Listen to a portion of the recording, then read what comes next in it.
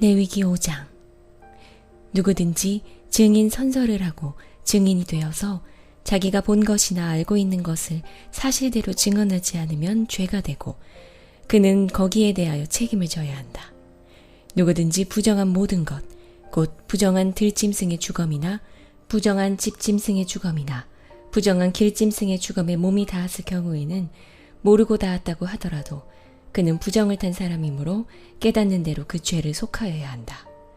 그가 사람 몸에 있는 어떤 부정한 것, 곧 그것이 무엇이든지 그를 부정하게 할 수 있는 것에 몸이 닿을 경우에 그런 줄을 모르고 닿았다고 하더라도 그는 부정을 탄 사람이므로 깨닫는 대로 그 죄를 속하여야 한다.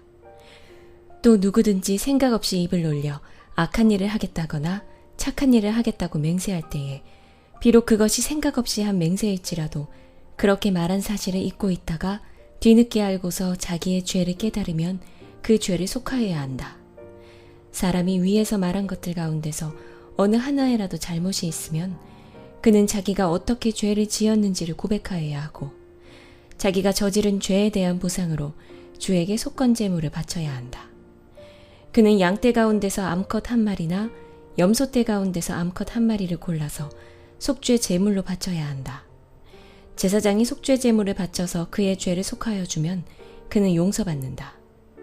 그러나 그가 양 한 마리도 바칠 형편이 못 될 때에는 자기가 저지른 죄에 대한 보상으로 산비둘기 2마리나 집비둘기 새끼 2마리를 나 주에게 바치는 제물로 가져다가 하나는 속죄 제물로 바치고 다른 하나는 번제물로 바쳐야 한다. 그가 그것을 제사장에게로 가져가면 제사장은 먼저 속죄 제물로 가져온 것을 받아서 속죄 제물로 바친다. 그때 제사장은 그 제물의 목을 비틀어야 하는데 목이 몸에서 떨어지지 않도록 하여야 한다. 제사장은 그 속죄 제물에서 나온 피를 받아다가 얼마는 제단 둘레에 뿌리고 나머지 피는 제단 밑바닥에 쏟는다. 이것이 속죄 제사이다. 번제물로 가져온 제물은 규례를 따라 제사장이 번제물로 바쳐야 한다. 이렇게 하여 제사장이 그의 죄를 속하여 주면 그는 용서받는다. 그러나 그가 산비둘기 2마리나 집비둘기 새끼 2마리조차 바칠 형편이 못 될 때에는 자기가 저지른 죄에 대한 보상으로서 주에게 바치는 속죄 제물로 고운 밀가루 10분의 1 에바를 가져와서 제물로 바쳐야 한다. 이것은 속죄 제물인 만큼 밀가루에 기름을 섞거나 향을 얹어서는 안 된다.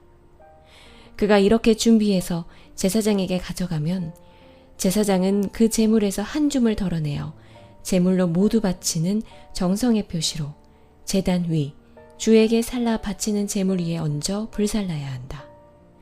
이것이 속죄 제사이다.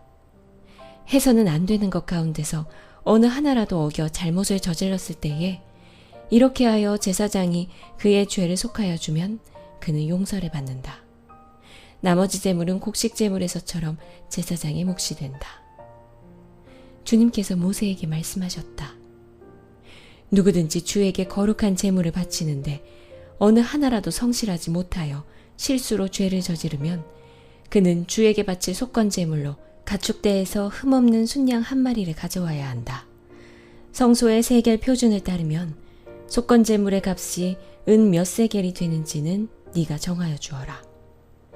그는 거룩한 제물을 소홀히 다루었으므로 그것을 보상하여야 한다.